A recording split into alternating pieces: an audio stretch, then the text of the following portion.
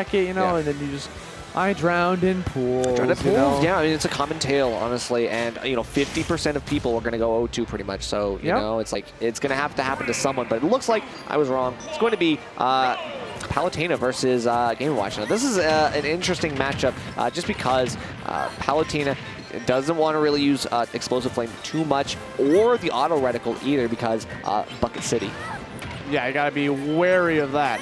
Having that bucket come out, being able to charge that all the way to full and just dump it on your opponent at 0, whether it kills them or breaks their shield, they're going to die. And his combo move, right? Like, you can actually get jab 1 into instant oil panic, and that can kill.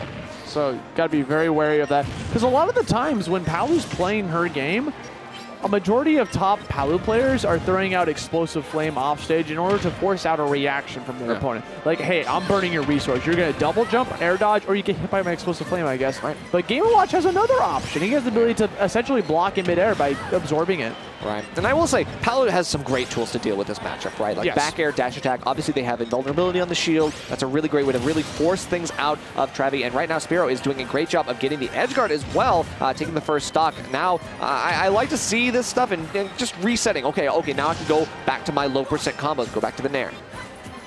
Literally just having that down tilt be the pop-up option is such a good edge guarding tool. It lasts so long that it's like nigh impossible to not get 2-framed by it. Yeah, the window is huge on that one, and it leads to great punishes like back air, depending on DI mix-up as well. So you are able to get those reactions that we mentioned earlier. You know, a lot of people like to complain about Mr. Game & Watch and how broken or busted this character is, et cetera, et cetera, et cetera. But the one thing you got to remember is that Mr. Game & Watch is light. Yeah. Like, you saw him go flying from a forward smash at 40, like... For sure. You know, this is the counterplay to the character. You just got to kill him ASAP, get him out of here. And right now, that is what Spiro is trying to do. However, living to a very long time themselves. Or cancel. Sneaky. I love it when Palus do that. It's still so good. I talked about this in my last block, but this block as well, is that Palu is still really good. It's just, she's not bonkers anymore. Right. You know, but she's still, like, can easily do it. Look at this. Look at the 191 against Game & Watch. Right. Spiro just putting on such a dominating performance, but Travy's finally going to be able to shut that down immediately with the down air. Pulls out a Keyblade of his own. Yeah, I'm super excited. Like the down throw to get something started here. The air dodge forced out. That's one resource, but Spiro is still looking for more here, trying to get some of the more of the same. But this is looking good. The nice pickup, going all the way to ledge and letting the get up attack the neutral get up actually just go on the other side of you so you can get that back throw. We call that the Ness. Yeah. That's true. Yeah, that's true. Been doing that since 1999. Yeah. Okay, back on stage. Let's see if Spiro can try to find some grounding here. Travy's going to try to take this stock. I mean, he was doing a pretty good job of applying this pressure, getting him off to the top. You know, Spiro didn't want to be up there at that low percent. That's dangerous. Right, and I mean, I'm seeing some of these with grabs. That is going to cost you at higher percents, but right now, you're on your last stock. You got to find some way to bring Spiro to theirs, and the chair is one way, but these options, Travy's just not able to catch the drift that Spiro's throwing out right now. Yeah, you can definitely tell in this play that it's becoming a little bit of a problem. Okay, a little chef to bait out that teleport and then tries to get a follow-up. Unfortunately, not able to get it, but I like the idea. The gears are turning. Might be too late for this game, but that's okay. We still got a set to play with. What, 60% right now? Travy is potentially a death percent, especially because he's at disadvantage. So at disadvantage here, okay, 60%. I will say they're both knowing when they're going to go for the aggressive option. These air dodges have been working for both players as of right now. We'll see how long it can last. Well, there we go. Travy gonna run in there, get that jab. Now it's their turn to get this edge guard, right? 150% can potentially get this kill. Drops a bomb. Here we go. Travy bringing this back little bit by bit.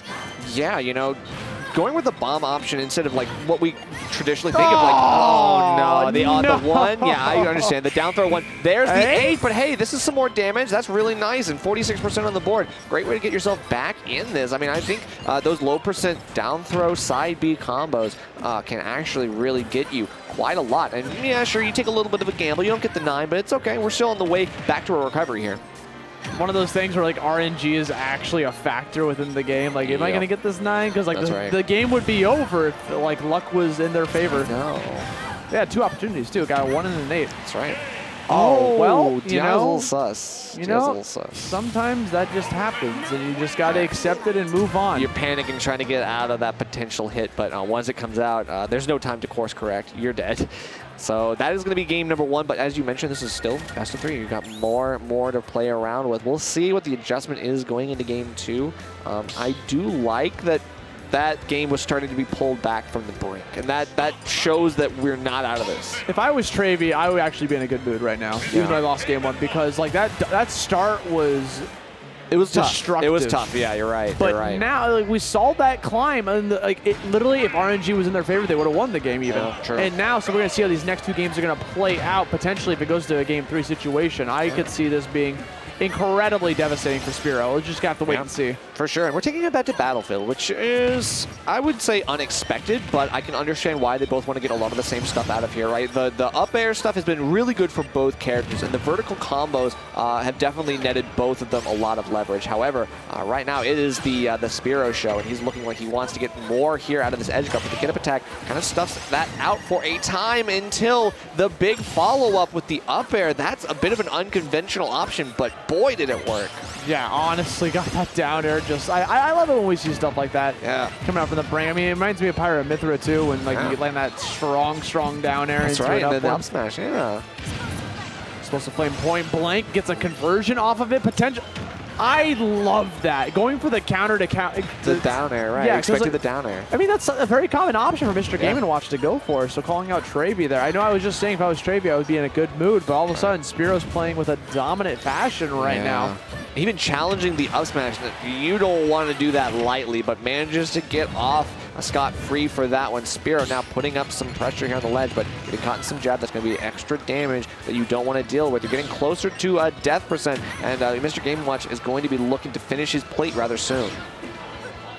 Okay, looking a little bit hungry still, though. 132, dash attack. I mean, honestly, we haven't seen too much of that from Spiro, but dash attack's a very good option to do on the ground because it has that guard point with the shield. Can easily block an attack, gets the grab, gets the cross up, bye-bye. 1-0, we got Spiro sitting in a very pretty spot here. 3 stocks to 1. Travy's got to get the stock right here right now. Can they pull it off? Yes. Okay. Very, very good read. I mean, the down air was a little bit risky from Spiro. I'm not sure what the game plan was there, but again, 2 stocks to 1.